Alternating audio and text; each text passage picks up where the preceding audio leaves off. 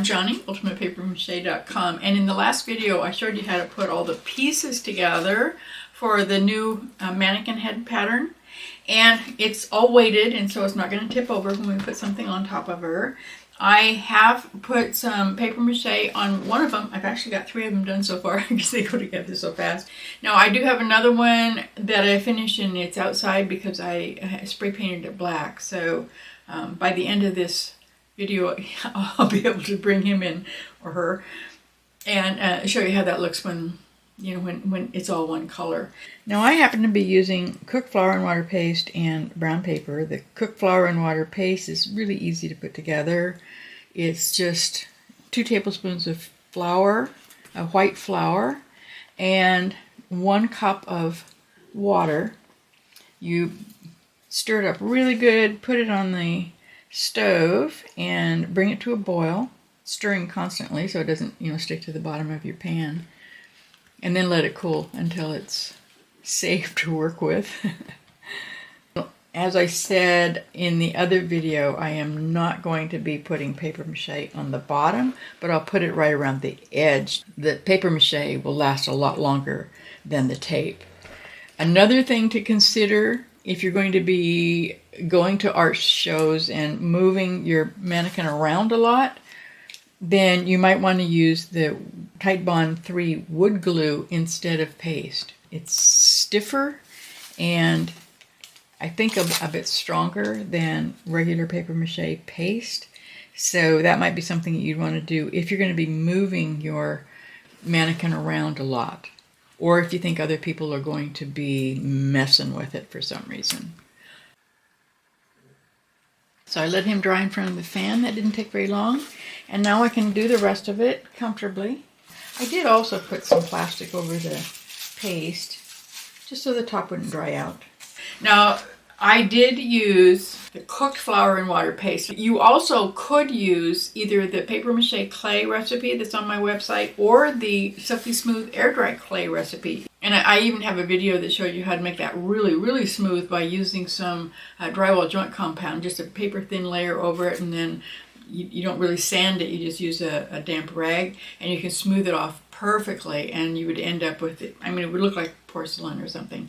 But remember, if you do that, you're going to be adding just a little bit of thickness to the head.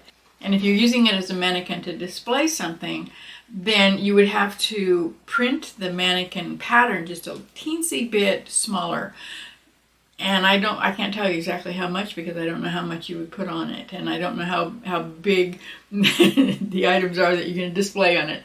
So you'd have to do a little bit of testing to see how to get it the right size. If you're going to be using this guy for a sculpting form and you're turning it into a character, putting some some brow bones on there, a bigger nose, and some lips, and an expression, and that kind of stuff. There's 2 different ways you can do that. One of them is if you put the paper mache on there and then spray it with a waterproof something or other. They sell things for basements that you can spray on your basement wall to make them waterproof. I think they've got like a rubber base, and you can spray those.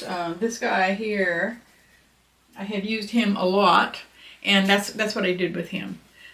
You can feel it. That is rubbery, and you can put clay over it, wet clay, and it won't soak in. And that's you can see the remnants of some clay, because I have used them for that. Now the one problem with that is that if you use either wet clay or an oil-based modeling clay, you'll have to create your permanent sculpture by putting paper mache over it, let that dry, and then cut it apart, pull it off, put it back together again, because you can't leave either wet clay or oil-based clay inside of your sculpture. I mean, it really doesn't work, so you have to take it out. And that's a fairly complicated process, but there is an easier way to do it. If you don't want to go to that trouble, just use a crumpled foil over the mannequin before you put any paper mache on there. And you can keep the crumpled foil on there with hot glue, and you can use it basically the same way that you use clay. You can sculpt just about anything with crumpled foil.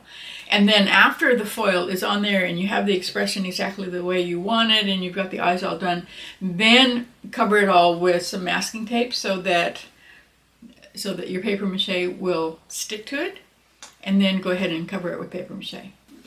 And the spray paint on this one is all dry. This is what it would look like if I actually knew how to crochet and I wanted to sell this particular hat on Etsy or something. This is what it would look like. I know, if you crochet, yours looks better than this. This is the only thing I ever made with Tunisian crochet. It's okay. It's nice and warm. I live in Minnesota, so it's perfect for me.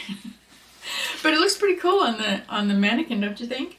I'm really hoping that I'll be able to do some character sculptures with the mannequin pretty soon. This is one of my favorite books.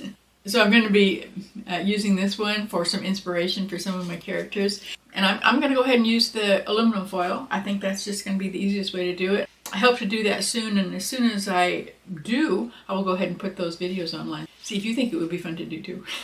Whether you make a character or if you use it to show off your product, I really do hope that you come back to the Daily Sculptors page on my website and show it off. We really would like to see how they turn out.